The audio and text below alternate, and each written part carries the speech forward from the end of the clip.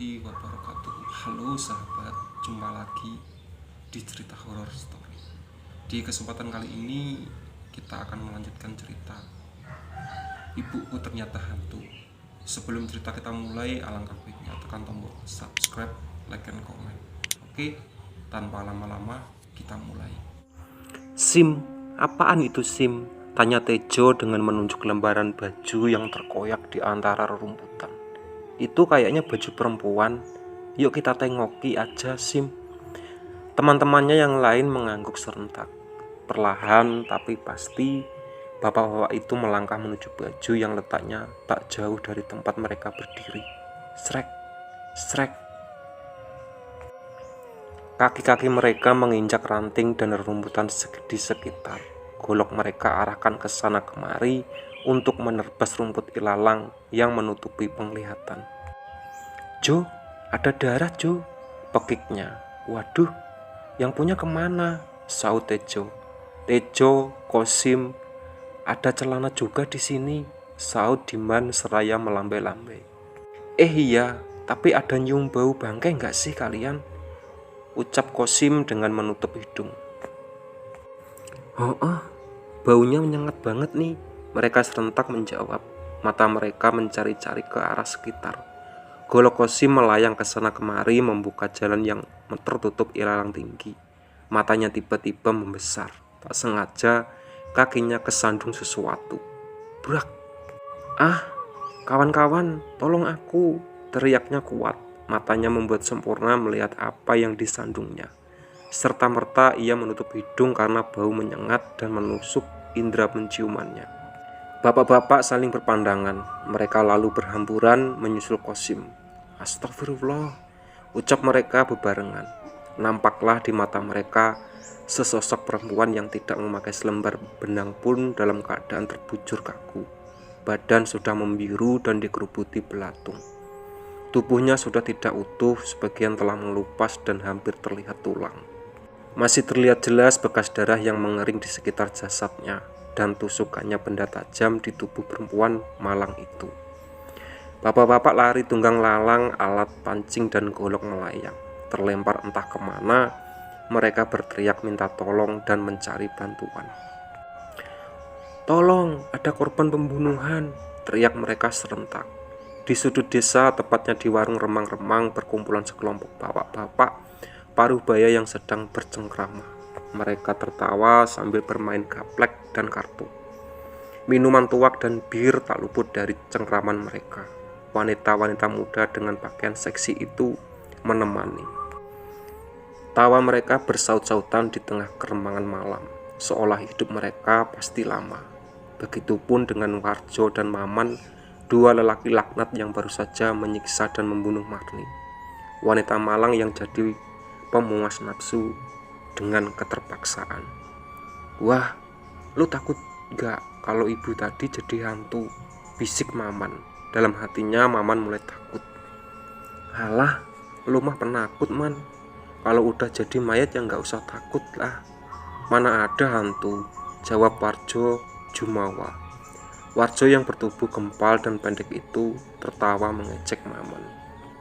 Balik yuk War, aku capek banget nih, ajak Maman.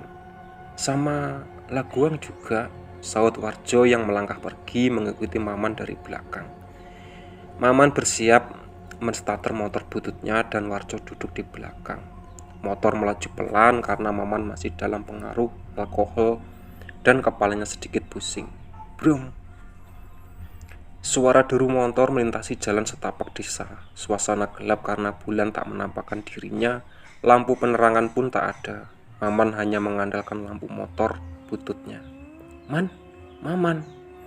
Maman menghentikan laju motornya. Warjo celingak-celinguk keheranan. Ngapain kamu Man? Jangan main-main deh. Tempatnya serem nih. Warjo menepuk pundak temannya. Ia mulai merinding ketakutan karena Maman menghentikan motornya tepat di depan komplek pemakaman. Gundukan tanah dan deretan nisan membuat Warjo bergidik ngeri. Angin semilir menggoyang pohon-pohon tinggi membuat Warjo ingin berlari. Man, teriaknya lagi. Maman serentak kaget ia menoleh Warjo yang menatapnya penuh dengan rasa takut. "Apaan sih, War?" sautnya kesal. "Kamu yang apaan? Ngapain kamu berhenti di kuburan? Serem tahu," sungut Warjo. "Hah?" Maman mengedarkan pandangannya. Ia terkesip melihat heretan gundukan nisan di hadapannya. "Kok kita bisa di sini, War?" tanyanya polos. Belum sempat Warjo menjawab, mereka dikejutkan dengan bunyi benda yang terjatuh. Bram! Suara benda itu tak jauh dari arah mereka. Mereka saling berpandangan, seketika mata mereka membuat sempurna. Tampak tak jauh dari hadapan mereka, sosok bergaun putih dengan rambut terurai panjang membelai ke arah mereka. Ia tegak tepat di bawah pohon kamboja yang sedang berbunga di arah makam. "Warjo, Maman!" panggil sosok itu pelan. Matanya melotot, marah dengan lingkaran hitam di sekitar mata. Wajahnya putih pucat, tersenyum mengerikan. Dengan tubuh dan gemetar disertai peluh yang mengucur, Maman dan Warjo. "Man, itu apaan?" ujar Warjo dengan kaki gemetar. Peluh membasahi wajah. "War, kuntilanak itu, War." Tanpa sadar celana Maman basah. Ia mengompol di celana. "Maman, Warjo, kemari, temani aku malam ini." Suara wanita itu lirih tapi terdengar jelas di telinga Maman dan Warjo. Wanita itu berjalan lambat menuju ke arah mereka. Angin yang semilir kadang menyibak gaun panjangnya yang putih, namun banyak noda darah. Nampak dalam keremangan malam kaki wanita itu melayang dengan warna putih pucat. Warjo dan Maman menggigil ketakutan. "Man, cepet, hidupin motornya. Man, bisa-bisa nyawa kita melayang, Man," seru Warjo dengan tepukan keras di punggung Maman. "Iya, sabar. Ini juga lagi aku engkol." Berulang kali Maman mengengkol motornya, tetapi juga tak bisa dihidupkan. Sedangkan wanita itu terus mendekat. Dengan sunggingannya senyum mengerikan di bibirnya. Matanya bulat melotot dengan lingkaran hitam mengelilingi. Rambutnya terdai awal tautan. Semakin mendekat tercium aroma bangkai yang menyengat. "Man, lari, Man," Warjo memberi instruksi. "Gimana mau lari, War? Kaki gue lemes nih, kayak lumpuh," sentak Maman. Peluhnya mengucur membasahi pakaian. "Hihihi, apa kalian lupa aku? Wanita yang kamu habisi. Aku siksa kalian, pisahkan aku dari anak-anak kalian kejam," teriaknya nyaring. Maman dan Warjo menatap takut wanita itu, menangis pilu. Jaraknya beberapa meter, wanita itu berbalik. Maman dan Warjo ketakutan. Punggung wanita itu bolong besar dengan belatung yang bergerak, mengeliat dan menari-nari di sana.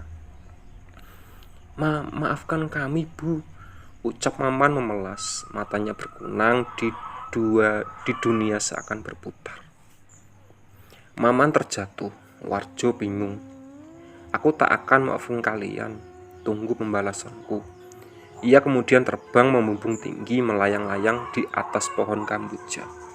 Warjo tak mau kehilangan kesempatan. Lelaki gendut bulat itu berani meninggalkan temannya di area pemakaman secara secepatnya tanpa melihat belakang. Walaupunnya mendengar suara wanita itu tergigih di kejauhan. Sudah seminggu ibu dan sikapnya yang aneh, dan selama itu aku tak tahu penyebabnya perubahan sikap ibu. Ibu selalu terlihat di saat malam dan menghilang di kala hari terang. "Wit," panggilan ibu membuayarkan lamunanku. Aku terkesiap dan langsung menatap ibu. "Iya, Bu," jawabku pelan. "Ibu mau ngomong serius denganmu," saut ibu. "Widya juga, Bu," ucapku lirih. "Wit, ibu tahu kamu merasa aneh, begitu juga ayahmu. Tapi yang harus kalian tahu, ibu tidak berbuat yang macam-macam. Waktu ibu gak banyak, Wit.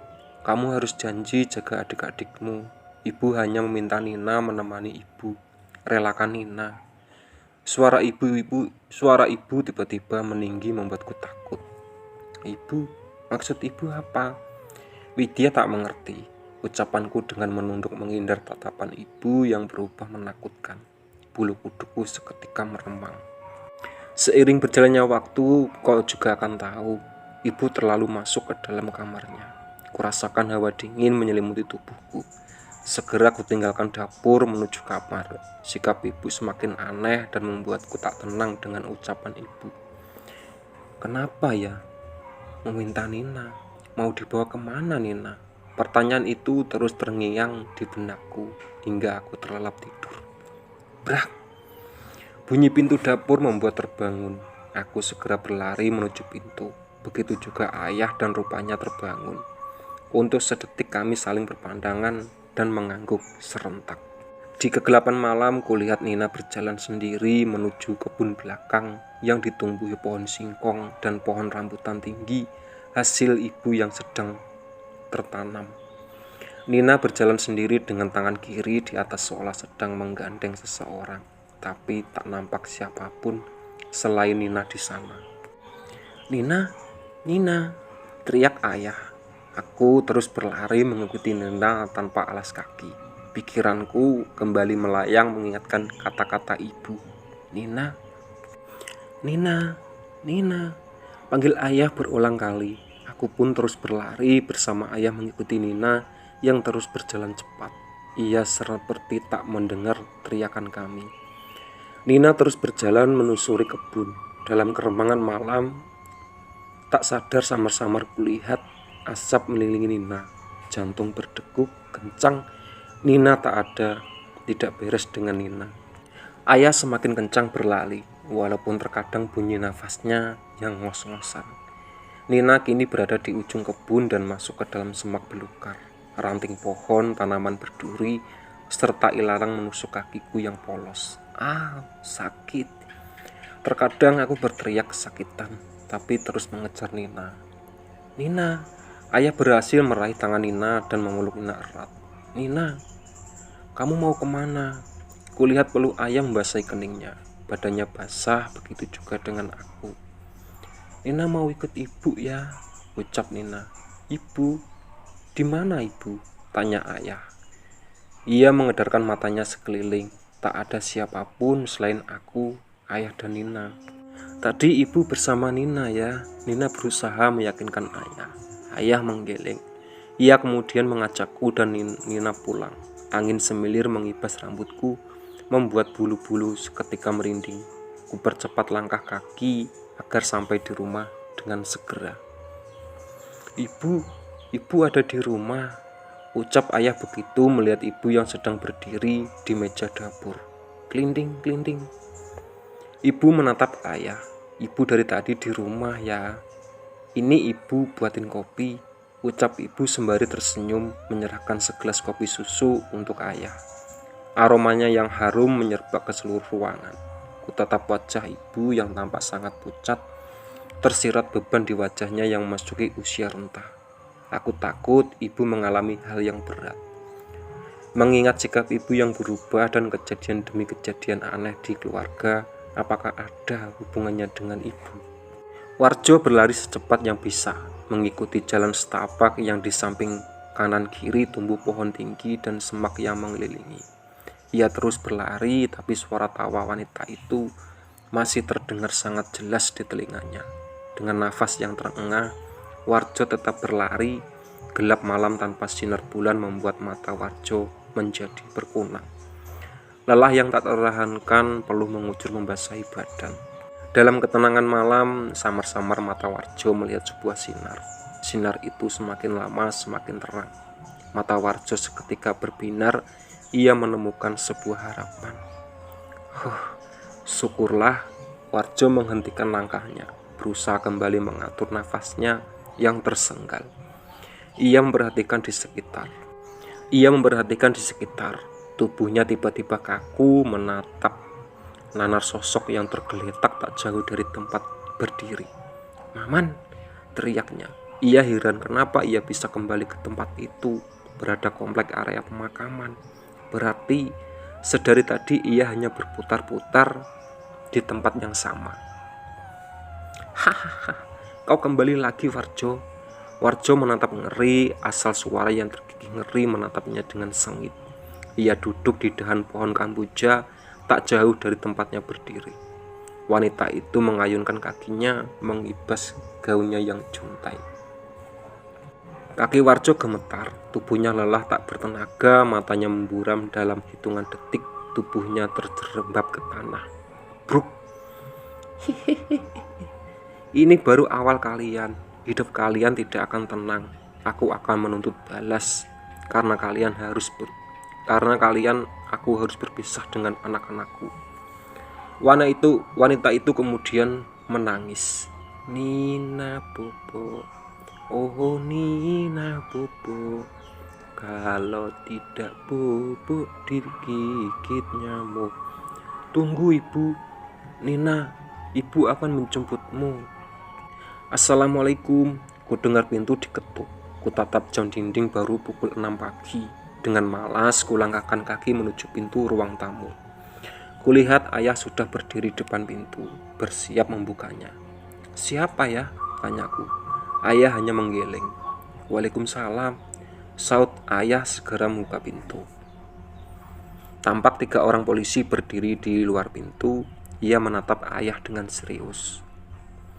Selamat pagi, Pak. Apa ini benar kediaman Ibu Marni? Tanya salah satu pria yang berseragam polisi. Iya benar, Pak. Saya suaminya. Kulihat raut wajah ayah mulai berubah. Begini, Pak. Kami mau menyampaikan berita duka buat keluarga Bapak. Kami harap Bapak beserta keluarga bisa tabah. Saut Pak polisi. Maksud Bapak apa? Aku tak kuasa menahan diri mendengar mereka berbincang tentang ibu. Dadaku bagai gemuruh. Begini, Pak, Ibu Marni ditemukan meninggal dalam kondisi mengenaskan di daerah. Diduga korban pemerkosaan dan pembunuhan. Mayat Ibu Marni membusuk saat ditemukan warga. Perkiraan sudah seminggu ia meninggal, ucap Pak polisi. Nggak mungkin, Pak, istri saya ada di rumah dan baik-baik saja, bantah ayah. Iya, Pak, ibu saya ada di rumah kok, Pak. Aku pun ikut menimpali. Rasanya tak mungkin ibu meninggal, sedangkan ibu masih ada dan beraktivitas seperti biasa, walau banyak keanehan. Pak polisi menatap heran. Baiklah, Pak, adik silakan ikut kami. Kami mendapat alamat rumah ini dari KTP yang tercecer di TKP. Kita ke rumah sakit untuk melihat jasad Ibu Marni. Dan jika itu benar istri Bapak bisa membawa pulang dan memakamkan secara layak. Ucap Pak polisi mempersilahkan ayah dan diriku untuk ikut naik mobil polisi yang terparkir di halaman rumah. Wit, kamu jangan ikut, jaga adik-adikmu, terutama Nina, perintah ayah. Aku pun mengangguk, trauma juga jika harus meninggalkan Nina dan adikku yang lain. Namun dalam hati, aku pun tak mampu menyembunyikan rasa kalut. Bagaimana jika itu memang ibu? Mobil polisi menderu membawa ayah bersamanya. Hatiku tak karuan, entah kenapa di relung hatiku berkata jika itu memang ibu. Lantas, siapakah yang menemani selama ini jika bukan ibu? Entahlah, aku berdoa dan berharap jika ini kesalahan semata dan ibu dalam keadaan baik-baik saja, ibu. Mobil polisi berhenti di rumah sakit umum di daerah. Dengan langkah gontai, ayah melangkah mengikuti ketiga polisi yang berjalan tergesa menuju kamar mayat. Jantung berdebar ketika kaki memasuki kamar mayat. Hawa dingin menusuk hingga relung hati. Salah satu polisi membuka salah satu berangkas mayat. Tampaknya sekilas kaki putih yang sudah kaku. Mari, Pak, kemari. Salah seorang polisi melambai ke arah ayah. Ayah mengangguk pelan dan melangkah mendekati. Astagfirullah, ucap ayah. Ia menutup mulutnya menahan kengerian sosok yang dilihatnya. Walaupun sudah dibersihkan, nampak mayat itu sudah penuh dengan lubang bekas tusukan daging, sudah tak utuh. Hampir terlihat tulang putih. Pada bagian mata sudah tidak ada bulannya. Kulit sudah membiru dan mulai mengembung, wajah sudah tidak dapat dikenali karena rusak. Ini, Pak, barang-barang yang ditemukan di TKP. Pak polisi menyerahkan dompet, KTP, tas dan juga baju yang ditemukan. Ya Allah, iya, Pak, ini semua barang-barang istri saya, teriak ayah menerima dengan tubuh yang gemetar. Ibu, ya Allah, Ibu, kenapa nasibmu seperti ini, Bu? Maafin ayah, Bu, ratap ayah. Pak polisi berusaha menenangkan ayahnya yang duduk bersimpuh sembari menangis terseduh. Hatinya sungguh hancur, dunia seakan runtuh. Tanpa ayah sadari, di sudut ruang ada sosok yang sedang menatapnya pilu. Ya, dialah ibu. Tangannya terkepal dan dendam memburu. Hatinya juga sakit melihat orang yang ia cintai terluka karena kepergiannya. Jiwanya tak tenang, ia belum bisa menerima kematiannya. Kring, Assalamualaikum ya. Cepat kamu kabari keluarga dan adik-adikmu, juga tetangga sekitar. Kabarkan jika ibumu telah tiada. Bagia tersambar petir mendengar kabar yang ayah sampaikan. Tidak mungkin itu ibu. Aku tak percaya. Itu bukan ibu, kan ya? Gak mungkin itu ibu. Kamu yang sabar, Kak. Ini memang mayat ibu. Tut. Rasanya lemas tubuhku. Tidak, itu bukan ibu. Tidak mungkin itu ibu. Teriakku membuat adik-adik yang sejak tadi ikut menunggu kabar ibu berlari mendekatiku. Ibu kenapa, Kak? Tanya Dito. Adik nomor 2 lelaki remaja itu menatap pucat, sedangkan yang lainnya menunggu jawaban dengan sabar. Iya, mayat itu memang benar ibu. Ayo kita siapkan keperluan dan memberi kabar keluarga dan tetangga sekitar. Ucapku berusaha tabah, sedangkan bulir itu menetes tanpa kusadari. Tidak, ibu, jangan tinggalkan kami, bu. Semua adikku menangis meraung, peluk mereka dan ikut larut dalam suasana haru. Namun tidak dengan Nina. Ia tampak biasa saja bermain dengan bonekanya. Tak ada tangisan, tak ada raut kesedihan. Kuanggap itu biasa. Mungkin di umurnya yang masih menginjak 4 tahun, ia belum banyak mengerti dengan keadaan yang sedang terjadi. Aku pun bersiap-siap memberitahu keluarga dan tetangga. Aku harus tegar walau hatiku rapuh. Bagaimanapun yang tertua dan semua tugas tertumpu di pundakku. Kalau aku lemah, bagaimana dengan ketiga adikku? Mayat ibu datang dibawa mobil ambulan rumah sakit. Mayat ibu dimasukkan ke dalam peti.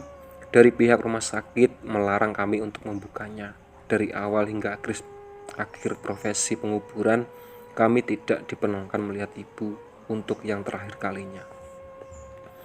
Derai air mata yang raungan menemani prosesi penguburan ibu. Suasana mendung dan langit gelap menambah kesedihan. Rasanya dunia ini kami hancur. Tragedi ini seakan mimpi. Ibu tak tega meninggalkan kami sendiri. Malam ini tahlilan pertama untuk ibu. Hujan deras sedari sore yang kilat menyambar membuat sebagian warga yang urung datang ke rumah. Hanya beberapa orang yang datang. Suaranya rumah tak begitu ramai. Sekitar 30-an orang dan keluarga. Warga khusyuk memberikan doa untuk ibu. Namun semua tak berlangsung lama ketika indera penciuman kami menangkap aroma harum. Makanan yang temperapotan dapur berbenturan seperti orang yang sedang masak. Pengajian terhenti sejenak, semua orang asing beradu pandang. Setauku, tidak ada siapapun di dapur malam ini. Rasa penasaran menyergap hatiku. Dengan perlahan aku beranjak dari tempatku dan berjalan menuju dapur, diikuti keluarga dan beberapa warga. Mata kami terpana melihat sosok yang sedang memasak. Ia memakai gaun putih panjang dengan rambut terurai. Hujan yang semakin deras diiringi kilat dan angin kencang menambah suasana mencekam. Ibu, panggilku lirih. Sosok itu menghentikan kegiatannya. Semua terpaku dengan jantung yang berdebar antara takut dan penasaran. Kepala sosok itu memutar 180 derajat. Matanya melotot dengan warna hitam mengelilingi. Senyumannya menyeringai mengerikan. Hantu. Semua orang yang melihat dari tunggang langlang, termasuk keluarga yang datang dari jauh, semua berlarian keluar rumah. Saking takutnya mereka juga lupa untuk memakai sendal kembali mereka. Hanya aku, ayah dan ketiga adikku yang masih berada tak jauh dari ibu. Tiba-tiba di sekelilingi ibu ada asap putih yang pekat. Seiring hilangnya asap, hilang juga sosok ibu yang tanpa kami sangat terucap. Mungkin ibu hanya ingin mengucap perpisahan, ucapku yang diiringi keangkuhan ayah dan ketiga adikku. Suara bisik banyak orang membuat Maman dan Warjo terbangun dari tidur panjang mereka. Mata mereka terbelalak melihat sekitar. Banyak orang mengurumuni mereka dengan tatapan heran. Pak, kenapa kalian bisa berada di sini? ucap salah satu warga. Kakak kami tadi malam.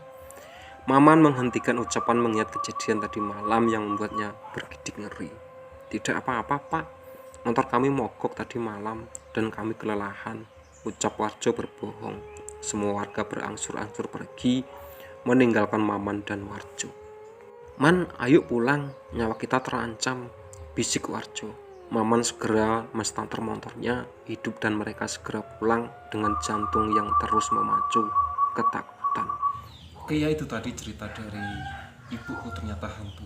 Ditunggu part selanjutnya. Oke.